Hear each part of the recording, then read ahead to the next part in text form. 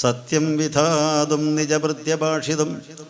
തൻ്റെ ഭൃത്യൻ്റെ വാക്കുകൾ യാഥാർത്ഥ്യമാക്കുവാനായിക്കൊണ്ട് ഭഗവാൻ അദ്ദേഹം ആ വാങ്ങിയ വരം സാർത്ഥകമാക്കാനുമായിക്കൊണ്ട് മനുഷ്യനല്ലാതെ മൃഗമല്ലാതെ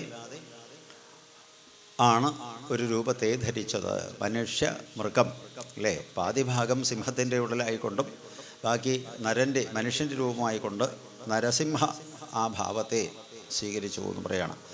എന്നിട്ടോ ആ ഭയപ്പെടുത്തി ആ തന്നെ അദ്ദേഹത്തിൻ്റെ ഹിരണ്യകശിപുവിൻ്റെ ധ്യാനത്തിലേക്ക് ഉറപ്പിച്ച് ഭഗവാന്റെ കൈകളെ കൊണ്ട് തന്നെ ആ ഹിരണ്യകശിപു മരണം വരിച്ചു.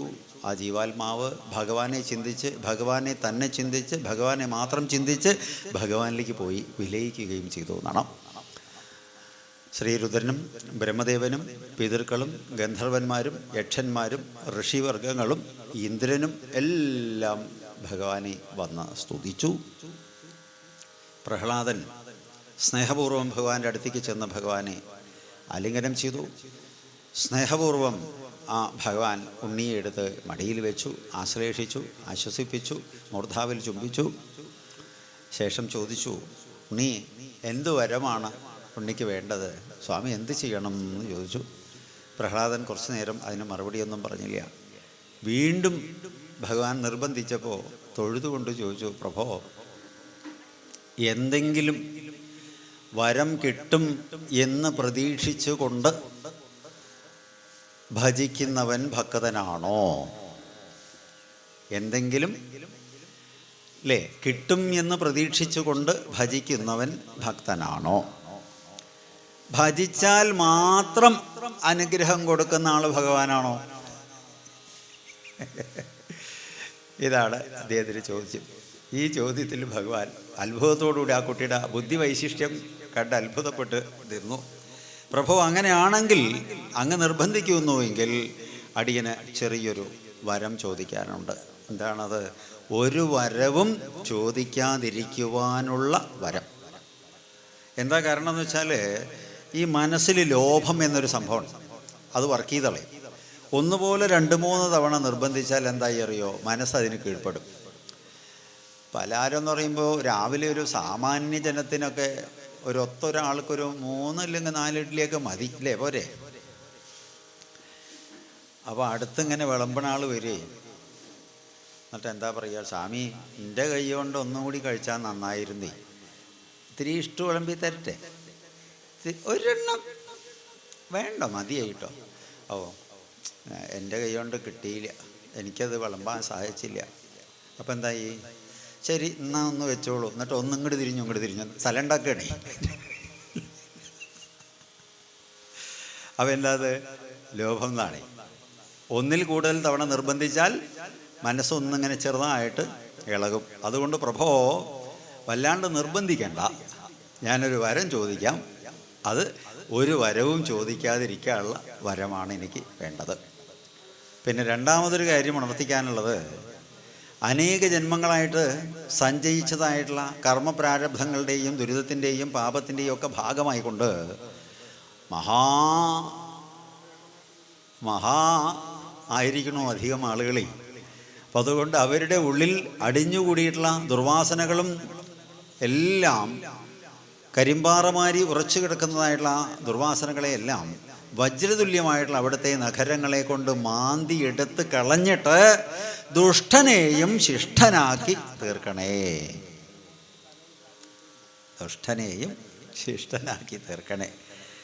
ഇതാണ് അടിയന് വേണ്ടത്. പിന്നെയോ നിന്നിൽ അചഞ്ചലമായിട്ടുള്ള ഭക്തി വിശ്വാസമുണ്ടാകുവാനായിട്ട് എന്നെ അനുഗ്രഹിക്കണം. അങ്ങയുടെ ഈ ഭീകരമായിട്ടുള്ള ഭാവം കാണുമ്പോൾ അടിയന് ഭയമില്ല. കാരണം അങ്ങയുടെ ഉള്ളിൽ മുഴുവൻ കാരുണ്യമാണ്. അതൊരു കാര്യത്തിന് സ്വീകരിച്ചാണെന്ന് മനസ്സിലായി. ഇപ്പോൾ പാമ്പോ തേളോ ഒക്കെ ചത്ത് കിടക്കുന്നത് കണ്ടു കഴിഞ്ഞാൽ ആളുകൾ സന്തോഷിക്കും. എന്താ സന്തോഷിക്കണത്? ഈ ജന്തുവിനെ കൊണ്ട് ഇനി ഉപദ്രവം ഉണ്ടാവില്ലല്ലോ ആർക്കും എന്നാ സന്തോഷിക്കുക. ഇതേമാതിരിയാണ് ഇപ്പോൾ നമ്മുടെ പിതാവ് ചത്തതിലും ആളുകൾക്ക് സന്തോഷമാണ്. കാരണം ഈ മഹാഭാവിയുടെ ഉപദ്രവം ഇനി സഹിക്കണ്ടല്ലോ എന്ന് ഋഷികൾക്കും എല്ലാവർക്കും ദേവന്മാർക്കും ഒക്കെ സന്തോഷമാണ്. പക്ഷേ അങ്ങനെയുള്ള സന്തോഷത്തെ അങ്ങ് നൽകി ആ ദേഹത്തെ വേറെടുത്തി ആ ജീവാത്മാവിനെ അങ്ങയിലേക്ക് അങ്ങ് അടുപ്പിക്കുകയും ചെയ്തു. അതങ്ങയുടെ കാരുണ്യം. ഇനി അങ്ങ് ചെയ്തു തരേണ്ടതായിട്ടുള്ള ഉപകാരം ഇതാണ് എന്ന് ഭഗവാനോട് ആവശ്യപ്പെട്ടു. ഭഗവാനെ പ്രണമിച്ചു. അപ്പോൾ ഭഗവാൻ പറഞ്ഞു, പ്രഹ്ലാദ, എന്തായാലും ഒരു മന്വന്തരക്കാലം അങ്ങ് രാജ്യം ഭരിച്ചിരിക്കുക, അതിനുശേഷം ഉത്തമമായിട്ടുള്ളൊരു സ്ഥാനത്തെ അങ്ങേക്ക് തരാം, അങ്ങ് നമ്മളോട് ചേരും, മുക്തനാവാൻ സാധിക്കും എന്ന് ഭഗവാൻ അനുഗ്രഹിച്ചു. ഭഗവാൻ പറഞ്ഞു. ആ ഘട്ടത്തിൽ അവിടെ കൂടിയിട്ടുള്ള മറ്റ് രാജാക്കന്മാരും മറ്റ് പ്രബുദ്ധരായിട്ടുള്ള ജനങ്ങളൊക്കെ പ്രഹ്ലാദനെ തൊഴുതുകൊണ്ട് എങ്ങനെയാണ് ഇദ്ദേഹമായിട്ടുള്ള ബന്ധം ഉണ്ടായത്, ഒരു വിളിക്ക് അദ്ദേഹം പ്രത്യക്ഷനായിട്ട് ഇത്തരം അനുഗ്രഹങ്ങളൊക്കെ ചെയ്തു തന്നല്ലോ, എന്താണ് അതിൻ്റെ കാര്യം എന്നൊക്കെ ചോദിച്ചപ്പോൾ നാരദമുനിയുമായിട്ട് ഗർഭാവസ്ഥയിൽ തന്നെ ആ സത്സംഗം സാധിക്കാനുള്ളൊരു മഹാഭാഗ്യം ഉണ്ടായി. ആ മഹാഗുരുവിൻ്റെ അനുഗ്രഹമാണ് ആ ഭഗവാനായിട്ട് എന്നെ ഘടിപ്പിച്ചത്. പിന്നെ അമ്മയുടെ തപസ്, സാത്വികമായിട്ടുള്ള ആഹാരം, ആ ആശ്രമത്തിലത്തെ വാസം, ഇതെല്ലാം നമ്മളിൽ വലിയ മാറ്റം ഉണ്ടാക്കി. പിന്നെ ബാലാവസ്ഥയിലായതുകൊണ്ട് ഇന്ദ്രിയങ്ങൾ ബലപ്പെടാത്തത് കൊണ്ട് അത് കൂടുതൽ സ്വായത്തമായി നമുക്ക് ഭവിച്ചു എന്നുള്ള കാര്യങ്ങളൊക്കെ പറഞ്ഞു. പിന്നെ എങ്ങനെയാണ് ജീവിക്കേണ്ടത്, എങ്ങനെയാണ് നമുക്ക് സൗഖ്യം ഉണ്ടാവുക എന്നുള്ള ചില ചോദ്യങ്ങൾ ചോദിച്ചപ്പോഴാണ് അതിൻ്റെ മറുപടിയായിട്ട് ആ അധ്യായങ്ങൾക്കൊക്കെ പറയുന്ന പേര് സദാചാര നിർണയം എന്നാണ്. 2 അധ്യായങ്ങൾ. അതിൽ എതിർച്ചാലാപസന്തുഷ്ട എന്ന നിലയിൽ ജീവിക്കുക, അതാണ് സിമ്പിളായിട്ട് മറുപടി. എന്താ? കേട്ടും വകയിൽ തൃപ്തിയെഴാതെ കേട്ടാത്തതിനായി കൈനീട്ടാതെ കർമ്മം ചെയ്യുക നമ്മുടെ ലക്ഷ്യം, കർമ്മഫലം തരും ഈശ്വരനല്ലോ. എന്തു ചെയ്യുമ്പോഴും ആ ഭഗവാനാണ് നമുക്ക് കരുത്ത് തരുന്നത് എന്ന ബോധത്തിൽ അവിടത്തോട് നന്ദി പറഞ്ഞിട്ട് നല്ല നിലയിൽ എനിക്കത് പൂർത്തിയാക്കാൻ സാധിക്കണേ എന്ന യാചനയോട് കൂടിയിട്ട്, പ്രാർത്ഥനയോടുകൂടി കർമ്മം ചെയ്യുക. അപ്പോൾ എന്തായി? ആ ഭഗവാന്റെ ഒരു ടച്ച്, ഭഗവാന്റെ ഒരു ഇൻവോൾവ്മെൻ്റ് അതിലുണ്ടാവും. അങ്ങനെ ആവുമ്പോഴോ എല്ലാം ഭംഗിയായിട്ട് മാറും. ഇതാണ് പ്രധാനം.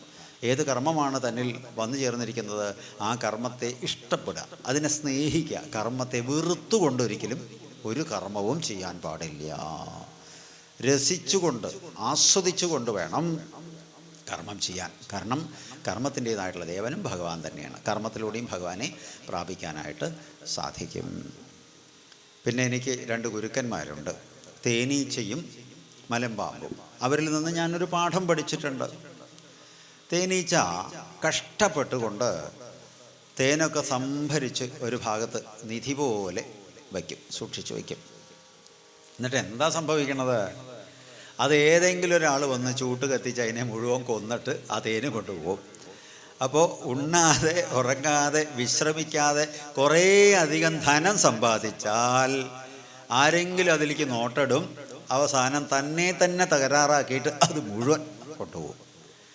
അപ്പോൾ തിന്നും കുടിച്ചും ദാനം ചെയ്തും സ്നേഹിച്ചും സേവിച്ചും അങ്ങനെ കഴിയുക, അതാണ് പ്രധാനം.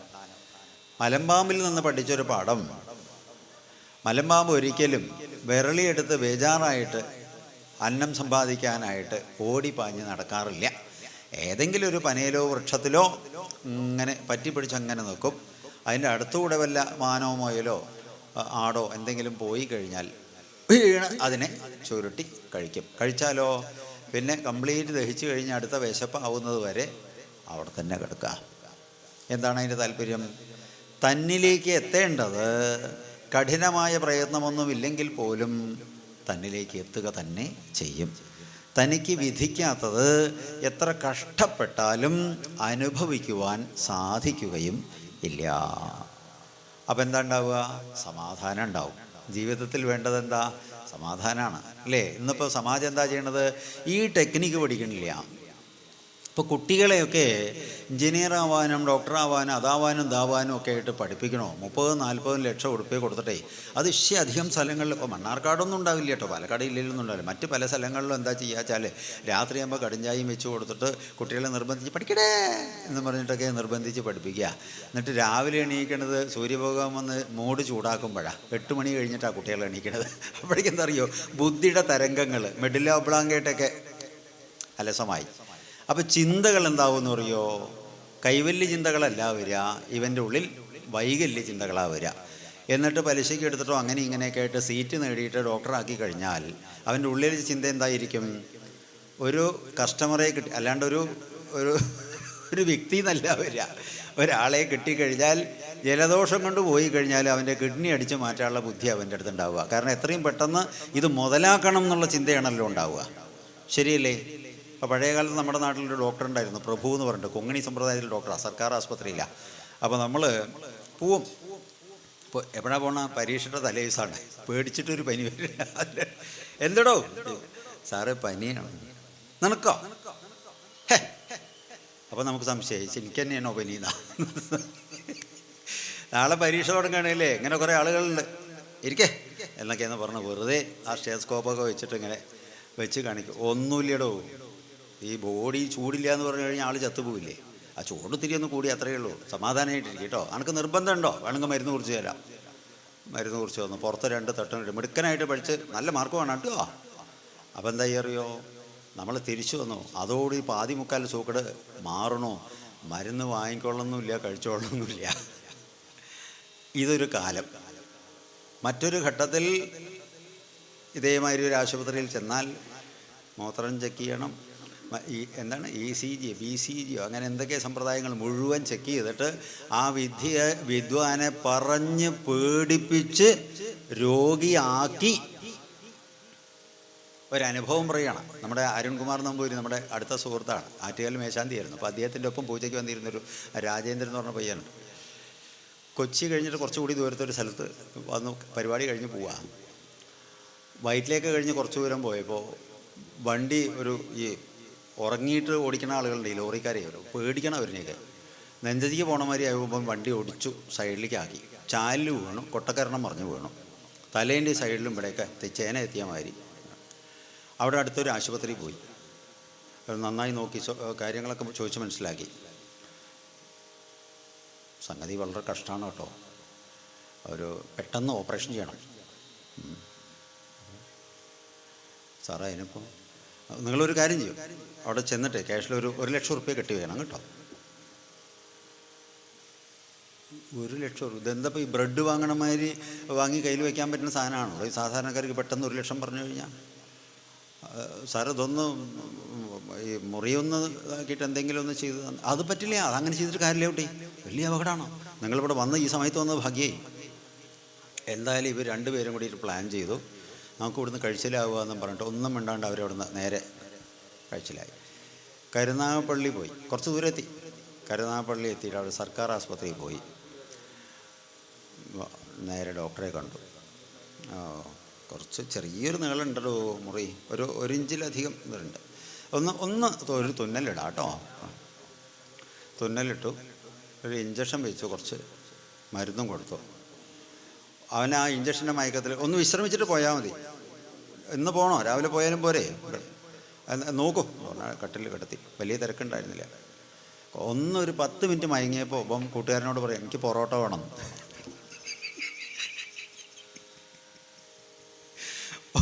1 ലക്ഷം റുപ്യ കെട്ടി വെച്ചിട്ട് ഓപ്പറേഷൻ ചെയ്യേണ്ട ആളാണ് പൊറോട്ട വേണമെന്നാണ് പറയണത് അല്ലേ. കഞ്ഞിയും പഞ്ഞും ഒക്കെ ആണെങ്കിൽ ഒരു മയുണ്ട്. അപ്പോൾ ഇതാണ് കഥ എന്ന് പറയണേ. രാഗാൻ ഭവതി രോഗ. എനിക്കെന്തെങ്കിലും ഉണ്ടോ എന്ന് തോന്നിക്കഴിഞ്ഞാൽ ഉണ്ടാവും. കാര്യമായിട്ട് പരിശോധനയ്ക്കൊന്നും പോയില്ലെങ്കിലോ ഒന്നും ഉണ്ടാവില്ല. പിന്നെ ദാനധർമ്മങ്ങളൊക്കെ ചെയ്ത് കഴിഞ്ഞാൽ തന്നെ ആ പ്രാർത്ഥന കൊണ്ടും നമ്മുടെ കർമ്മം കൊണ്ടും, ഇപ്പോൾ ചെടിയും കാര്യങ്ങളൊക്കെ നട്ടുണ്ടാക്കിയിട്ട് നമ്മൾ കുറച്ച് കൃഷി കാര്യങ്ങളൊക്കെ ചെയ്യുന്ന ആളാണെന്ന് പറഞ്ഞാൽ അവ വിരിഞ്ഞ് കായ്ച്ച് പൂത്ത് നിൽക്കുന്നത് കാണുമ്പോൾ തന്നെ മനസ്സിനൊരു തണുപ്പും ഒരു സന്തോഷമാണ്. സദാ എൻഗേജഡ് ആയി കഴിഞ്ഞാൽ, സാത്വിക കർമ്മങ്ങൾ ചെയ്ത് കഴിഞ്ഞാൽ, പരിസരത്തിലുള്ള ക്ഷേത്രത്തിലൊക്കെ എന്തെങ്കിലുമൊക്കെ ആയിട്ട് ഭാഗമായിട്ട് കർമ്മങ്ങൾ ചെയ്യുക, സേവിക്കുക, സ്നേഹിക്കുക, ഉള്ളതിൻ്റെ ഒരു ഓഹരി സമർപ്പിക്കുക ഒക്കെ ചെയ്ത് പോയി കഴിഞ്ഞാൽ ഈ കണ്ണി കണ്ട വേണ്ടാത്ത കാര്യങ്ങളൊന്നും ചിന്തിക്കാനുള്ള ഓർമ്മയുണ്ടാവില്ല, അതിനുള്ള സമയവും ഉണ്ടാവില്ല, സൂക്കടും ഉണ്ടാവില്ല. ഇതൊന്നുമില്ലാതിരിക്കുമ്പോഴാണ് ഇതെല്ലാം വന്നു ചേരുന്നത് എന്ന് പറയണം. ഏതായാലും 2ാം മന്വന്തരമായിട്ടുള്ള സ്വാരോചീഷ മന്വന്തരത്തിൽ വേറൊരു കഥ. അതിൻ്റെ ഇടയിൽ ത്രിപുര വിജയം എന്നൊരു അധ്യായം കൂടി 7ാം സ്കന്ധത്തിൽ പറഞ്ഞു. ത്രിപുരൻ എന്നൊരു അസുരൻ, മായാശക്തി, മയൻ്റെ വംശത്തിൽപ്പെട്ട ആളാണ്. അവന് അദൃശ്യമായിട്ട് നടക്കാനുള്ളൊരു ശക്തിയുണ്ട്. ഈ ശക്തി വിശേഷത്തെ, മായാവൈഭവത്തെ ഉപയോഗപ്പെടുത്തിക്കൊണ്ട് അവൻ ദേവന്മാരെയും മറ്റുമൊക്കെ ആക്രമിച്ചു വന്നു. ഇരുമ്പ് കൊണ്ടും സ്വർണം കൊണ്ടൊക്കെയുള്ള പ്രത്യേക വിമാനങ്ങൾ ഉണ്ടാക്കി അതിൽ കയറിയിരുന്ന് ഇവരിനെ ആർക്കും കാണില്ല, അവർക്ക് എല്ലാവരെയും കാണാം. അങ്ങനെയാണ്, അങ്ങനെ ഉപദ്രവിച്ചു വന്നു എന്ന് പറയുകയാണ്. അവസാനം സഹി കെട്ടിട്ടുള്ള എല്ലാവരും നേരെ ചേർന്ന് മഹാദേവനെ സമീപിച്ചു. മഹാദേവൻ പറഞ്ഞൊരു കാര്യം ചെയ്യുക, കാര്യസാധ്യത്തിന് വിജ്ഞാനിയായിട്ടുള്ള ഭഗവാൻ വിഷ്ണുവിനെ കൂടി ആശ്രയിക്കാമെന്ന് പറഞ്ഞു. അങ്ങനെ ഭഗവാൻ അതിൽ ഇടപെട്ട് ഭഗവാൻ വിഷ്ണു ഒരു പശുവിൻ്റെ രൂപം സ്വീകരിച്ച് അവനെന്താ ചെയ്യണമെന്ന് വെച്ചാൽ, അവരുടെ ആളുകൾക്ക് അംഗഭംഗങ്ങൾ വന്നു കഴിഞ്ഞാൽ ഇവരെയൊക്കെ ഒരു കിണറ്റിലിടും. ആ കിണറ്റിൽ അമൃതമാണ്. ഇത് തട്ടി ഇത് കഴിച്ചു കഴിഞ്ഞാൽ അവർ പിന്നെ മരിക്കില്ല. അങ്ങനെയാണ്, ഇത് വലിയ അപകടമാണ്. ഇത് മനസ്സിലാക്കിയിട്ടുള്ള ഭഗവാൻ ഒരു പശുവിൻ്റെ രൂപം സ്വീകരിച്ച് ബ്രഹ്മദേവനെ പശു കുട്ടിയായിട്ടും മാറ്റിയെടുത്ത് നേരെ കിണറ്റിലേക്ക് അങ്ങോട്ട് ചാടിയിട്ട് ആ അമൃതം മുഴുവൻ അങ്ങോട്ട് കുടിച്ചു വറ്റിച്ചു. അസുരനൊന്നും ചെയ്യാൻ സാധിച്ചില്ല. അപ്പോൾ മഹാമായാവിയായിട്ടുള്ള ഭഗവാന്റെ ചെറിയൊരു അംശാംശമാണ് തനിക്കതിന് കിട്ടിയിട്ടുള്ള മായ. അപ്പോൾ എല്ലാത്തിൻ്റെയും കൂടും കേന്ദ്രമായിട്ടുള്ള ഭഗവാൻ വിചാരിച്ചു കഴിഞ്ഞാൽ എന്താ സാധിക്കാത്തത് എന്ന് മനസ്സിലാക്കിയിട്ടുള്ള അസുരൻ അവിടെ നിന്നു. ഭഗവാൻ അങ്ങനെ ആ തൃശൂലം കൊണ്ട് 3 പുരങ്ങളെയും അവനുണ്ടാക്കിയിട്ടുള്ള ആ 3 പുരങ്ങളെയും നശിപ്പിച്ചു. അതിന് ശേഷം ഭഗവാന് ത്രിപുരാന്തകൻ എന്നുകൂടി ഒരു നാമധേയം ഉണ്ടായി എന്ന് പറഞ്ഞിട്ടാണ് ആ 7ാം സ്കന്ധം സമർപ്പിക്കപ്പെട്ടത്. അതിനുശേഷം 8ാം സ്കന്ധം ആരംഭിച്ചപ്പോൾ അത് സ്വാരോജിഷമന്വന്തരമാണ്. 14 മന്വന്തരങ്ങളുണ്ട്. സ്വായംഭൂമന്വന്തരം, സ്വാരോജിഷമന്വന്തരം, ഉത്തമമന്വന്തരം, രൈവതമന്വന്തരം, താമസമൈരന്തരം, ചാക്ഷസമന്വന്തരം എന്നൊക്കെ പറഞ്ഞിട്ട് അങ്ങനെ 14 മനുക്കളുടെ കാലഘട്ടങ്ങളുണ്ട്. അപ്പോൾ അതിലത്തെ 2ാം മന്വന്തരത്തിലെ ഒരു കഥയാണ് ഇന്ദ്രദ്യുമ്നൻ എന്നൊരു മഹാരാജാവിൻ്റെ കഥയാണ് നമുക്ക് പറയാനുള്ളത്. എൻ്റെ മനസ്സും കൊണ്ടുപോയി ഭഗവാൻ. അപ്പോൾ നമ്മൾ രക്ഷപ്പെട്ടു അല്ലേ? അതുകൊണ്ട് ഭഗവാന് വേറൊരു പേരുണ്ട്. എന്താണെന്നറിയോ? നവനീത ചോരൻ. നവനീതം എന്ന് പറഞ്ഞാൽ എന്താ മനസ്സിലായോ? വെണ്ണ. നവനീതം വെണ്ണ. അപ്പോൾ വെണ്ണ കട്ടിയുള്ള സാധനമാണ്. പക്ഷേ ഭക്തിയുടെ ഉഷ്ണം തട്ടുമ്പോൾ അത് മെല്ലെ ഉരുകും. മനസ്സിലായില്ലേ? ഉരുകിയാൽ എന്തായിട്ട് മാറും? നെയ്യായിട്ട് മാറും. വെണ്ണ ഉരുകിയ നെയ്യാണല്ലോ. നെയ്യായ രക്ഷപ്പെട്ടു. എന്താ സംഗതി? പിന്നെ മാറ്റമില്ല. തത്വമാണ്. എന്ന് വെച്ചാൽ പുനരപി ജനനം പുനരപി മരണം പുനരപി ജനനീ ജഠരേ ശയനം ഇഹ സംസാരേ ബഹുദുസ്താരേ കൃപയാ പാരേ പാഹി മുരാരേ ഭജ ഗോവിന്ദം ഭജ ഗോവിന്ദം ഗോവിന്ദം ഭജ മൂഢമതേ. ഭഗവാനെ ഭജിക്കൂ എന്നാണ് പറയണതേ. അതുകൊണ്ട് നേട്ടങ്ങൾ ഒരുപാടുണ്ട്. ഏതായാലും സ്വാരോജിഷമന്വന്തരത്തിലെ കഥ നമ്മൾ തുടങ്ങി. 2ാം മന്വന്തരം ഇന്ദ്രദ്യുമ്നൻ എന്ന മഹാരാജാവിന് മഹാഭാഗ്യം കൊണ്ട് അഗസ്ത്യമുനിയുമായിട്ടുള്ളൊരു ബന്ധുത്വം സാധിച്ചു. അഗസ്ത്യൻ അദ്ദേഹത്തിനെ ശിഷ്യനായിട്ട് സ്വീകരിച്ചു. ഗുരു ശിഷ്യന്മാരുടെ വലിയൊരു ലഹള നടക്കുന്ന കാലഘട്ടം അപ്പോൾ അല്ലേ? സർവരും ഗുരുക്കന്മാരാ. ശിഷ്യന്മാരൊരു കുറച്ച് ദിവസമൊക്കെ പോവുള്ളൂ. ഈ വിദ്യയ്ക്കൊരു പ്രത്യേക സ്വഭാവം പറയും. ഒരു പ്രമാണം വിദ്യയ്ക്കല്ല, 3-4 കാര്യങ്ങളുണ്ട്. അത് ശ്രദ്ധിച്ചോളൂ. ശ്ലോകം എന്താ അറിയോ? ലബ്ധപുത്രാപതിം വേഷ്ടി. ആളുകൾക്ക് ബന്ധങ്ങളെ നിലനിർത്താൻ സാധിക്കില്ല. അതുകൊണ്ടാണ് പറഞ്ഞത്. ലബ്ധപത്നീ തു മാതരം ലബ്ധവിദ്യാ ഗുരം വേഷ്ടി ലബ്ധാരോഗ്യ ചികിത്സകം ലബ്ധപുത്രാപതിം വേഷ്ടി.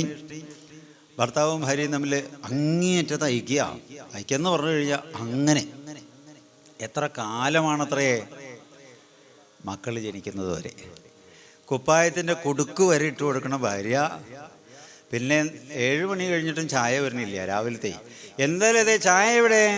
അസലായി, എനിക്ക് 2 കൈയും കാലല്ലേ ഉള്ളൂ, നിങ്ങൾക്ക് എന്താ എടുത്ത് കുടിച്ചുകൂടെ? ഞാൻ കുട്ടിക്ക് പാല് കൊടുക്കുക, അല്ലെങ്കിൽ കുട്ടിക്ക് ഉള്ളു കൊടുക്കുക. അപ്പോൾ നല്ലൊരു ശതമാനം വാത്സല്യവും സ്നേഹവും ശ്രദ്ധയും എവിടെ പോകുന്നു? മക്കൾ ജനിച്ചാൽ മക്കളിലേക്ക് പോകുന്നു. എവിടുത്തെ ആളുകളുടെ? മണ്ണാർക്കാട്ടിൽ ഒഴുക്കിയുള്ള ആളുകളുടെ കേട്ടോ. മറ്റു സ്ഥലങ്ങളത്തെ കാര്യമാണ് പറഞ്ഞത്. പിന്നെയോ ലബ്ധപത്നീ തു മാതരം. അമ്മയോടുള്ള ആദരവും സ്നേഹം എത്ര കാലമാണത്രേ? പത്നിയെ കിട്ടുന്നത് വരെ, ഒരു തുണയെ കിട്ടുന്നത് വരെ, അഥവാ ഒരു ഇണയെ കിട്ടുന്നത് വരെ. കുട്ടി മറ്റന്നാൾ വിഷുവേലയാണ് വരില്ലേ? അയ്യേ ഇപ്പം ഇങ്ങനെ വന്നാൽ പറ്റില്ല. അമ്മ എന്തായി പറയണേ? കരുണേട്ടൻ ഒറ്റയ്ക്കല്ലേ ഉള്ളൂ. ഞാൻ ഇല്ലേ പറഞ്ഞ മൂപ്പര ഒരു കാര്യവും നടക്കില്ല. താ പറയണത്. 3 മാസമേ ഉള്ളൂ കല്യാണം കഴിഞ്ഞിട്ട്. അപ്പോഴേക്കാണ് അതുവരെ എങ്ങനെയാണോ ജീവിച്ചതെന്ന് അറിയില്ല. പക്ഷെ പറയുമ്പോൾ എങ്ങനെയൊക്കെ പറയുന്നത് അറിയണേ. അത്രയും സ്നേഹം.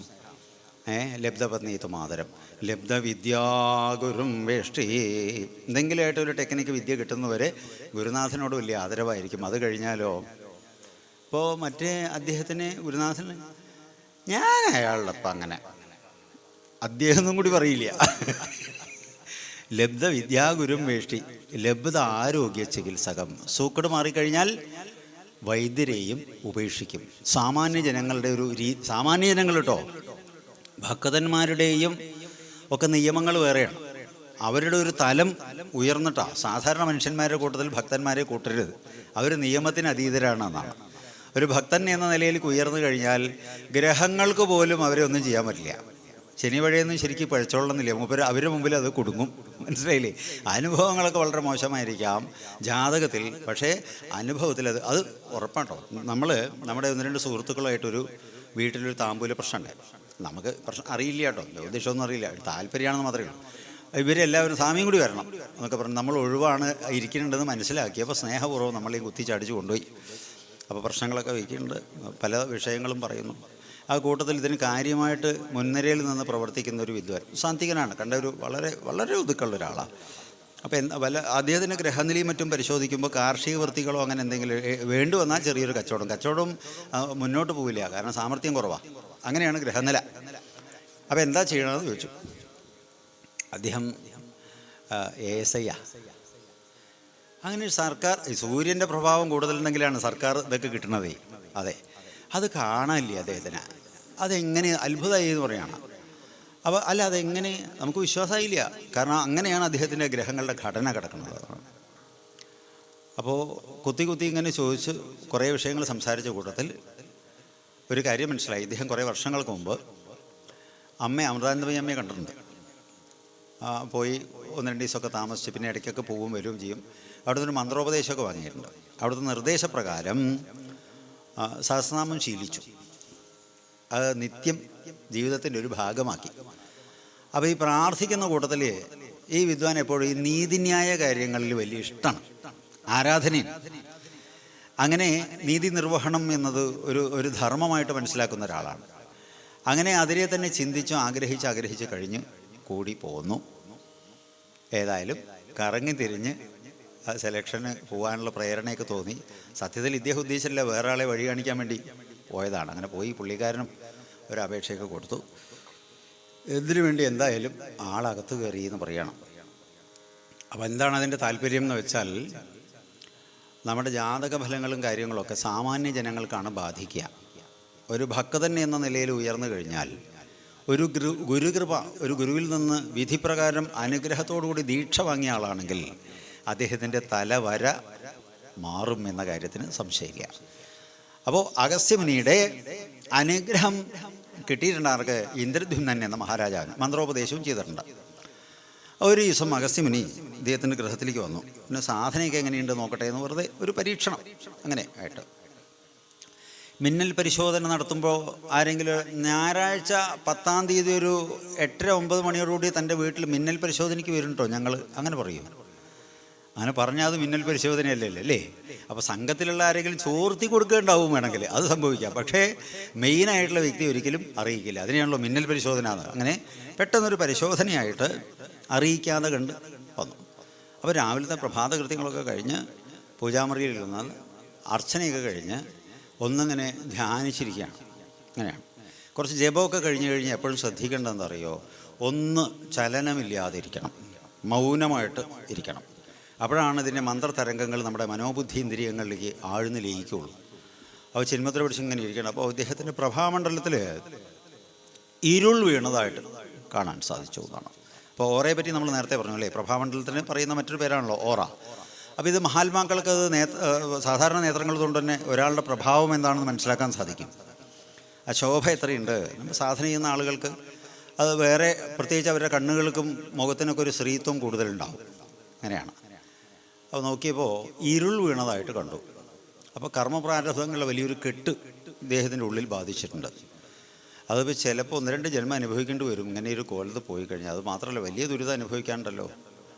അപ്പോൾ രാജാവും കൂടി ആകുമ്പോൾ എന്തൊക്കെ സംഭവിക്കാം, ബന്ദിയാക്കപ്പെടാം അല്ലേ, ആക്രമണത്തിൽ വധിക്കപ്പെടാം, പല ദുരിതങ്ങളും വരും. ദുരിതത്തിനുള്ള സാധ്യത നല്ലോണം കാണുന്നുണ്ട്.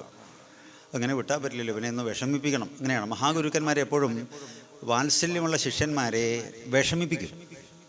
അതവർക്കൊരു സാഡിസമൊന്നുമല്ല, കാരുണ്യമാണ്.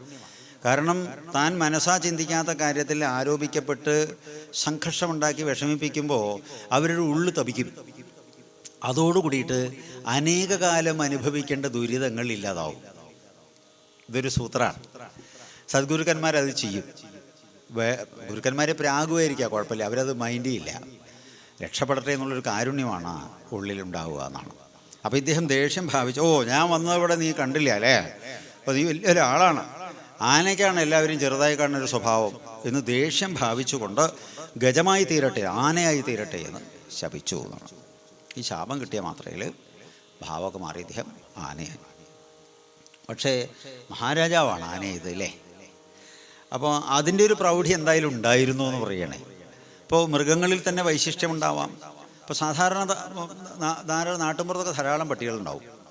പക്ഷേ ഇപ്പോൾ ജയലളിത വളർത്തുന്ന പട്ടി ഒന്ന് വേറെ തന്നെയാണല്ലോ അല്ലേ. അപ്പോൾ അതേമാതിരി ഓരോ ഇത്തിരി പ്രൗഢിയും സൗകര്യങ്ങളും കൂടുതലുള്ള ആളുകൾ അപ്പോൾ എല്ലാ പട്ടിയും പട്ടിയാണ്, എന്നാൽ എല്ലാ പട്ടിയും പട്ടിയല്ല അല്ലേ. അതേമാതിരി ആനകൾ കുറേ ഉണ്ടാവാം, പക്ഷേ എല്ലാ ആനയും സാധാരണ. ചിലർക്കൊരു വ്യക്തി, ഇപ്പോൾ ഗുരുവായൂർ കേശവന് പ്രാധാന്യം ഉണ്ടല്ലോ, ഉണ്ടായില്ലേ, പത്മനാഭന് പ്രാധാന്യം ഇല്ലേ, ഓലോ തെച്ചിക്കോട്ട് രാമേന്ദ്രൻ. തമിഴ്നാട്ടിൽ ഈയിടെ നമ്മൾ പോയ സമയത്ത് അവിടെ ഒരാൾ വന്ന് പരിചയപ്പെട്ടിട്ട്, മലയാളത്തുകാരാ കേരളക്കാരങ്ങളാ, രാമേന്ദ്രൻ എപ്പോൾ വരും? ഏത് രാമേന്ദ്രൻ?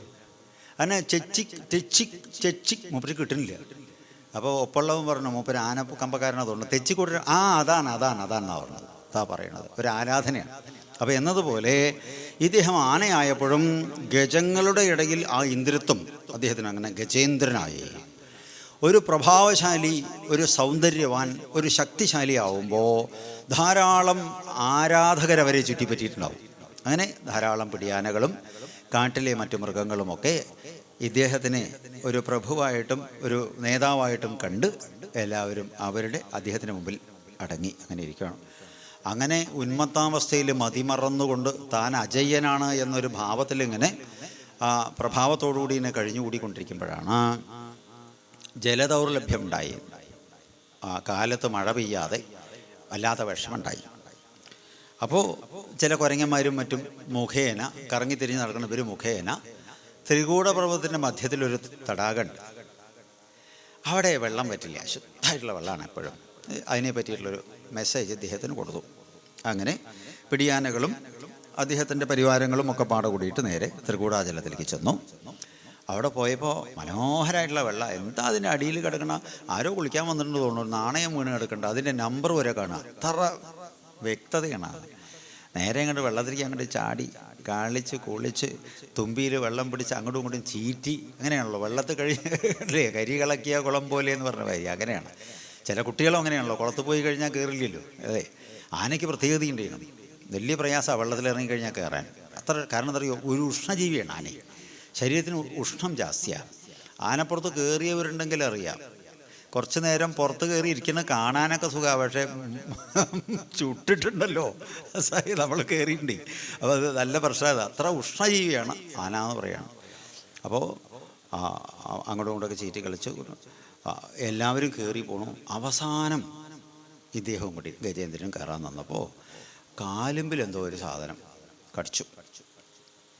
വലിയൊരു ശരീരത്തിൽ ചെറിയൊരു കടി, ഒരു വലിയ പ്രശ്നമൊന്നുമില്ല, കുടഞ്ഞു, പെടാ അത് പോണില്ല. അപ്പോൾ ഒന്നുകൂടി അങ്ങനെ നോക്കിയപ്പോൾ ഒരു മുതലാ പോഴാന്ന് പറഞ്ഞ് തട്ടിയപ്പോൾ അതൊന്നുകൂടി കടി മുറുക്കിയപ്പോൾ വേദന എടുത്തപ്പോൾ നിലവിളി വന്നു കേട്ടോ. ആവുന്നതും ഒന്ന് അല്ലേ, അങ്ങനെ സഹിക്കുമല്ലോ, സഹി കെടുക്കുമ്പോൾ അറിയാതൊരു വിളി വരും. അപ്പോൾ കൂട്ടുകാരൻ ചോദിച്ചു, എന്താ? ഒന്നുമില്ല, ഒരു ബാലൻസ് തെറ്റിയ ചേറ്റിൽ കാലൊന്ന് പൊന്തിയിട്ടേ, ഒന്ന് പിടിക്കണോ? വേണ്ട, എന്നാ ഒന്ന് പിടിച്ചോളൂ. അങ്ങനെയാണ്, ഗൗരവം വിടില്ല ചെല്ലേ.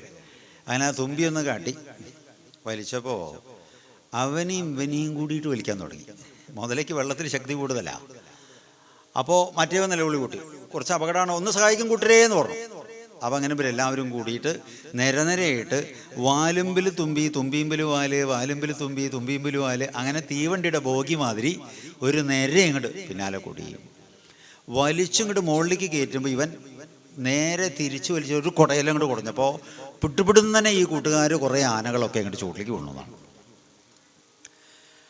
ഇത് ഈ വെള്ളത്തിലുള്ള കടികൂടിയ മുതലേ കണ്ടു ലേശം രക്തം പുറത്തേക്ക് ചാടി തുടങ്ങിയിരുന്നു.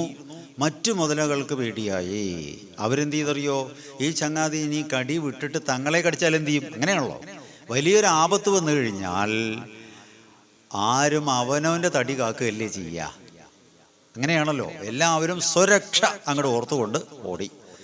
ഇദ്ദേഹം ഒറ്റയ്ക്കായി എന്ന് പറയണം. സഹിക്കവയ്യാത്ത വേദന. എന്താ അപ്പം ഇങ്ങനെയൊരു സാഹചര്യത്തിൽ പെട്ടത് ഞാൻ എന്ന നിലയിൽ ദുഃഖിച്ച് പരവശനായിക്കൊണ്ട് കണ്ണടച്ച് നിലവിളി കൂട്ടി പ്രാർത്ഥിച്ചു. മനസ്സ് ഏകാഗ്രമായി താൻ മാത്രം എന്നൊരു നിലയിൽ ഒറ്റപ്പെട്ടപ്പോൾ അങ്ങനെയുള്ളൊരവസ്ഥ വരുമ്പോഴാണ് നമ്മുടെ ഉള്ളിൽ നിന്ന് ചില തെളിച്ചങ്ങൾ ഉണ്ടാവുക. ആ ഘട്ടത്തിൽ അദ്ദേഹത്തിന് പൂർവ്വജന്മസ്മൃതി ഉണ്ടായി എന്നാണ്. ആ പൂർവ്വജന്മസ്മൃതിയിൽ താനൊരു സാധകനായിരുന്നു എന്നും ഗുരുവിൻ്റെ അനുഗ്രഹപ്രകാരം ചില ഉപദേശങ്ങൾ കിട്ടിയതിൻ്റെ ഭാഗമായിട്ട് നമ്മളതിനെയൊക്കെ പ്രവർത്തിച്ചിട്ടുണ്ട് എന്നും ആ ജപിച്ചുകൊണ്ടിരുന്നപ്പോൾ അതിൽ ചില അനുഭവങ്ങളും അനുഭൂതികളും കിട്ടിയിട്ടുണ്ട് എന്നും ഒക്കെയുള്ള സ്മരണ അദ്ദേഹത്തിൻ്റെ ഉള്ളിൽ ഉണ്ടായി എന്നാണ്.